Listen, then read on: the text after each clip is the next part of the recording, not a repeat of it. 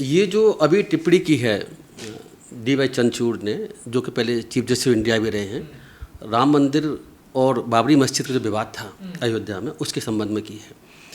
वो टिप्पणी इतनी खतरनाक है, मैं आपको बता रहा हूँ कि जब मैंने ये टिप्पणी सुनी, जब उनका इंटरव्यू मैंने देखा, तो मुझे आश्चर्य हुआ कि चीफ जस्टिस ऑफ इंडिया और वो जो 5 जजों की बेंच थी जिसने डिसीजन दिया राम मंदिर और बाबरी मस्जिद वाला विवाद के संबंध में, उसमें जज रहे हों, वो जज ऐसी बात कर रहे हैं जो जजमेंट में लिखा कुछ और है, अब कह रहे हैं कि उसमें कुछ और लिखा हुआ है और सबूत कुछ और मिले हैं जजमेंट के हिसाब से, ये कह रहे हैं कि सबूत कुछ और मिले हुए हैं।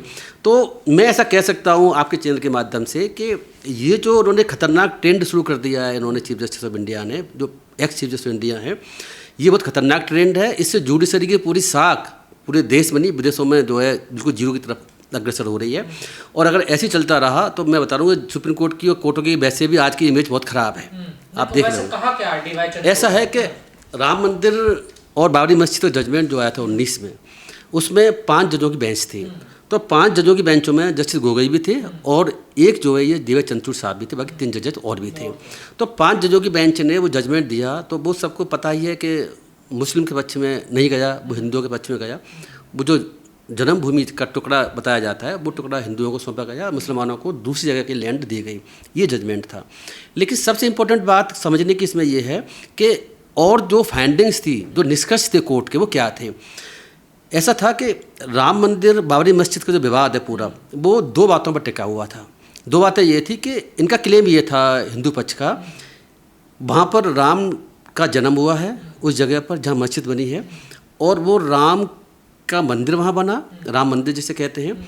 और उस मंदिर को 1526 में जब बाबर ने इंडिया पर अटैक किया, बाबर राजा बना, तो मीर बाकी के माध्यम से उस मंदिर को तोड़ा गया और उसकी जगह ये मस्जिद बनाई गई। तो इनका क्लेम पूरा लंबे समय तक, जहाँ आपको पता होगा कि इस संबंध में पहले राम मंदिर के आंदोलन को आगे बढ़ाने के लिए जो अडवाणी जी जो हैं, पहले बीजेपी के जो नेता थे, अभी भी हैं, तो उन्होंने एक रथ यात्रा भी निकाली। तो हमें याद है पूरी तरीके से, मैं उस वक्त छोटा था, मुझे याद है कि उनका सिर्फ एक बात यही था कि रामलला का मंदिर तोड़ करके मस्जिद बनी है, तो इस मस्जिद को तोड़ करके ही हमारे आगे रामलला का मंदिर बनेगा, ये इनका क्लेम था। लेकिन सुप्रीम कोर्ट ने अपने जजमेंट में हिंदुओं को तो वो जगह दे दी कि आप राम मंदिर बनाइए, बात ठीक है, हमारे हिसाब से वो भी गलत है। वो जजमेंट हमारे हिसाब से आस्था के बेसिस पर था, एविडेंस के बेसिस पर नहीं था, इसमें कोई शक नहीं है। ऐसा मैं नहीं, ऐसे बहुत से जो टूरिस्ट हैं, बहुत से लोग इस बात को ऐसे देखते हैं। तो जजमेंट में भी है ना, जजमेंट में भी लिखा है, ऐसा कह सकते हैं। और बाद में चंद्रचूड़ ने भी कहा था कि मैं मूर्ति के सामने बैठा, उसके बाद मुझे सूझ नहीं रहा था करना क्या है इस केस में, तो मैं आइडल के सामने बैठा, मैंने उनसे प्रेयर करी, प्रेयर करने के बाद उन्होंने मुझे सुझाया, तो उसके बाद फिर मैंने जजमेंट को इसको दिया है। तो ये जजमेंट 5 जजों की बेंच ने दिया, जैसे मैंने आपको बताया, जिसमें ये चंद्रचूड़ साहब भी शामिल थे। उस जजमेंट में जो बातें लिखी हुई हैं वो कुछ और हैं, और ये जो अब बता रहे हैं वो कुछ और हैं। अब ये कह रहे हैं, चंद्रचूड़ ने अब ये कहा है, एक श्रीनिवासन कोई पत्रकार हैं न्यूजीलैंडरी के, उनको अपने इंटरव्यू देते समय कि उससे जब ये क्वेश्चन पूछा गया चंद्रचूड़ से कि हिंदू लोग जो है मस्जिद को अपवित्र कर रहे थे, तोड़ रहे थे, वहाँ मूर्ति रख रहे थे, तो ये गलत था।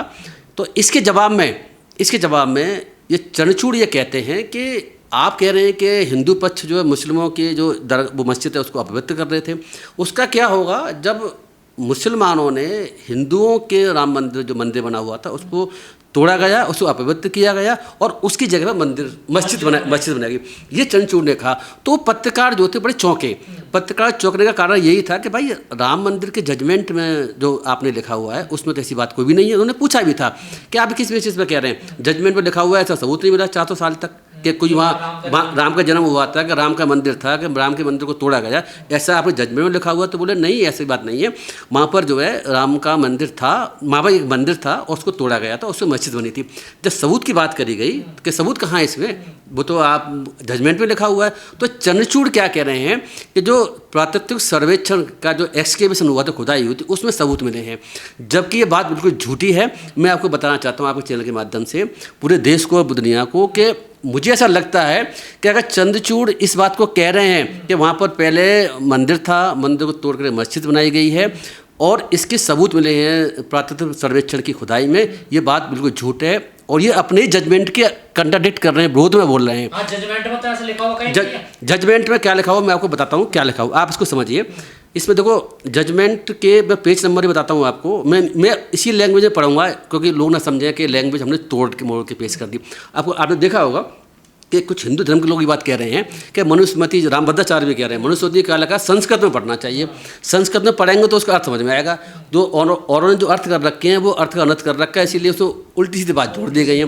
तो इसीलिए मैं आपके चैनल के माध्यम से जो लैंग्वेज एग्जैक्ट उस जजमेंट में लिखी हुई है उसको पढ़ूंगा, फिर उसको हिंदी अनुवाद करूँगा ब्रीफ में कि उसमें क्या कहा गया है और ये चंद्रचूड़ किस तरीके से आज झूठ बोल रहा है।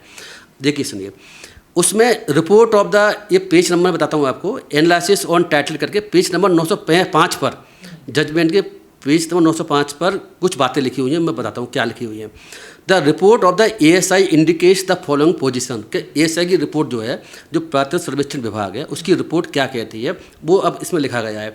उसमें सेकंड पॉइंट ये कहा गया है कि the excavation by the ASI has revealed the existence of a pre existing underlining structure dating back to the 12th century, कि जो प्राकृतिक सर्वेक्षण की जो खुदाई हुई है उसमें इसके सबूत मिले हैं कि 12वीं शताब्दी तक वहाँ पर कोई स्ट्रक्चर थी। 12वीं शताब्दी तक आपको और आपके चैनल के माध्यम बताना चाहता हूँ कि ये मस्जिद बनी है 1526 में, यानी कि 16वीं शताब्दी में। 400 साल पहले की बात बता रहे हैं। 400 साल पहले 12वीं शताब्दी तक वहाँ पर कोई स्ट्रक्चर थी। ये बात कोई था, कुछ था। आगे ये कहा गया है कि हम ये कह सकते हैं कि वो स्ट्रक्चर जो थी वो क्या थी, वो हिंदू रिलीजन ओरिजिन के संबंध में थी। कोई हिंदू रिलीजन संबंधित कोई स्ट्रक्चर वहाँ पर थी, क्या थी ये नहीं पता, लेकिन वो स्ट्रक्चर कब तक थी, 12वीं शताब्दी तक। ये इंपॉर्टेंट बात है। अब आगे चलते हैं। आगे इसमें ये लिखा हुआ है कि आगे एक reasonable inference can be drawn on the basis of the standard of proof which governs civil trials that. आगे लिखते हैं कि द प्री एग्जिस्टिंग स्ट्रक्चर, एक तो बात यही है कि वो 12th सेंचुरी तक था, नंबर 1। दूसरा उन्होंने ये लिखा हुआ है कि while the ASI report has found the existence of a ruins of a pre-existing structure, the report does not provide the report ये तो कहती है ASI रिपोर्ट कि वहाँ पर कोई स्ट्रक्चर था, लेकिन रिपोर्ट ये नहीं कहती कि उस स्ट्रक्चर को तोड़ने का कारण क्या था। पहले जो 12वीं शताब्दी में स्ट्रक्चर थी, इस 16वीं शताब्दी की बात नहीं चली, 12वीं शताब्दी में जो भी कोई स्ट्रक्चर थी, मंदिर था, जो कुछ भी था, तो उसका डिस्ट्रक्शन कैसे हुआ, वो कैसे टूटी, क्या हुआ, इसका कोई रीजन नहीं है। नंबर 1, या खुद टूटी, आपदा से अपने टूटी, आपदा टूटी, समय के साथ टूट गई, किसी ने खरीद लिया, किसी ने बेच दिया, पता नहीं क्या हुआ, कुछ नहीं पता नहीं। दूसरी एक बात हो रही है, रिपोर्ट एएसआई की वो ये भी नहीं बताती, ये जजमेंट बता रहा है, मैं पढ़ता हूँ, whether the earlier structure bye demolished for the purpose of the construction of the mask. ये रिपोर्ट में ये भी नहीं लिखा हुआ कहीं भी कि जो अर्ली स्ट्रक्चर जो भी थी उसको तोड़ा गया इस पर्पस के लिए कि मस्जिद बनाई जा सके। तो ये दो फाइंडिंग बड़ी इंपॉर्टेंट है। ये हैं कि पहले एएसआई की रिपोर्ट में ये नहीं आया हुआ कि पहले के स्ट्रक्चर को नष्ट होने का कारण क्या था। नंबर 1, टूटी अपने आप टूट गई, किसी ने तोड़ दी, एक्सेट्रा। दूसरी फाइंडिंग ये है सुप्रीम कोर्ट की उस एएसआई की रिपोर्ट के बेसिस पर कि इस मास्क के कंस्ट्रक्शन के पर्पस के लिए उस पहले स्ट्रक्चर को तोड़ा गया था। इसका भी रिपोर्ट में एएसआई में कोई हवाला नहीं है, साइलेंट है, चुप है। आगे एक और इम्पोर्टेंट बता रहा हूँ, सेकंड पैरे में ये कहते हैं पेज नंबर 906 में कि since the ASI report dates the underlying structure to the 12th century, there is a time gap of about 4 centuries between the date of underlying structure and the construction of the mosque के construction में और पहले के structure के destruction होने में, टूटने में 400 साल का गैप है।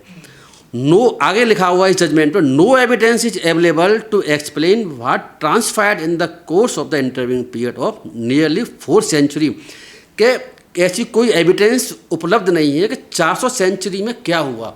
वो 400 सेंचुरी के बीच में 1200 सेंचुरी से लेकर के 400 साल लगे, उस बीच में क्या हुआ, उसके बारे में कोई सबूत नहीं है। ना एएसआई के सबूत है, ना हिंदू पक्ष को सबूत दे पाई कि वो पहले स्ट्रक्चर क्या थी, क्यों टूटी। मस्जिद जो बनी हुआ 400 साल बाद बनी है ना सर? 400 साल बाद बनी है, और 400 साल से पहले वहाँ कोई हिंदुओं की कोई स्ट्रक्चर थी, क्या थी, ये क्लियर नहीं है।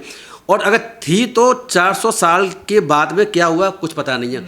तो सुप्रीम कोर्ट का खुद का ये फाइंडिंग्स है, जजमेंट में लिखा हुआ है कि निष्कर्ष है ये एविडेंस के बाद से एएसआई की रिपोर्ट है, एएसआई की रिपोर्ट के बेसिस पर और की रिपोर्टों के बेसिस पर सुप्रीम कोर्ट ने ये कहा है कि 400 साल पहले स्ट्रक्चर हिंदुओं की थी, ये मानते हैं, लेकिन मस्जिद तो बनी है 1526 में, ना कि 1200 सेंचुरी में। तो 400 साल तक वहाँ पर क्या हुआ कुछ नहीं पता, कोई सबूत नहीं मिलता, और इसका कोई सबूत नहीं है कि इस मस्जिद को तोड़ने के लिए उस मंदिर को तोड़ा गया था, कोई था तो अगर, और ये भी सबूत नहीं है इस बात के लिए कि इसका पहले कोई स्ट्रक्चर थी तो टूटने का कारण क्या है, डिस्ट्रक्शन वर्ड है, क्या क्यों टूटी क्या नहीं टूटी, इसका कोई पता नहीं है।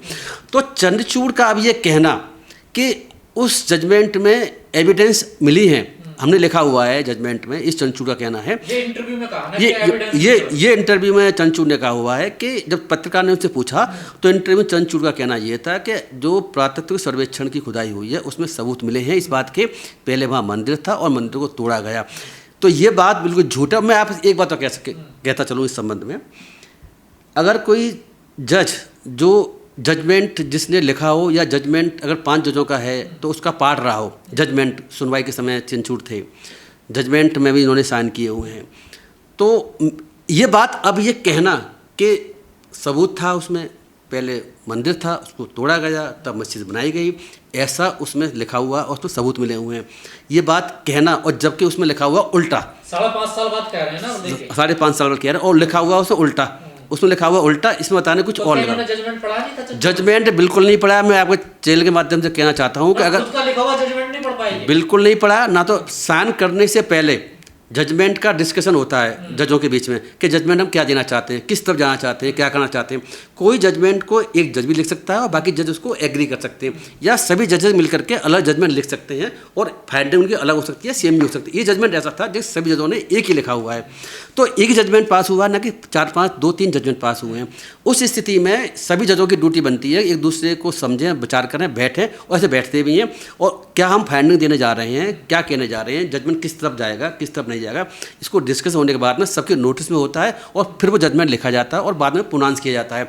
साइन पुनांस करते समय उसका साइन किए जाते हैं।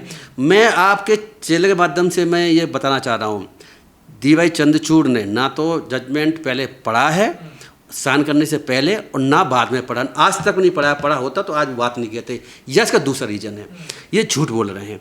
और अगर दोनों ही बातें, दो में से एक बात हो सकती है, और जजमेंट उन्होंने पढ़ा नहीं और साइन कर दी बिना पढ़े हुए, बिना देखे हुए, ये बड़ी चिंता की बात है। ऐसा न्यायपालिका की साख के लिए भी खतरा है, बिल्कुल खतरा है। न्यायपालिका की साख तो बची भी कहाँ है, न्यायपालिका की साख तो ऐसे जजों ने जो है बिल्कुल गड्ढे में पहुंचा दी है। और अब इस वजह इस स्टेटमेंट की वजह से, इंटरव्यू की वजह से तो साख और सतल में चली जा रही है। लगातार इंटरव्यू क्यों दे रहे हैं, आखिर लगातार ऐसी बातें कर रहे हैं? उमर खालिद को लेकर भी कहा, कुछ जजेस ना, उनको मीडिया में आने की आदत है। ये शायद एकमात्र जज हैं जो इतने बड़े पैमाने पर मीडिया से मुखातिब होते हैं। और सबसे बड़ी बात है कि जब चीफ जस्टिस ऑफ इंडिया थे तभी भी मीडिया को इंटरव्यू दे रहे थे। ये कई जाया के इंटरव्यू दिया, उनके प्रोग्राम में गए वहाँ इंटरव्यू दिया, तो ये जबकि जजों के लिए ये ऐसा अलाउ नहीं है।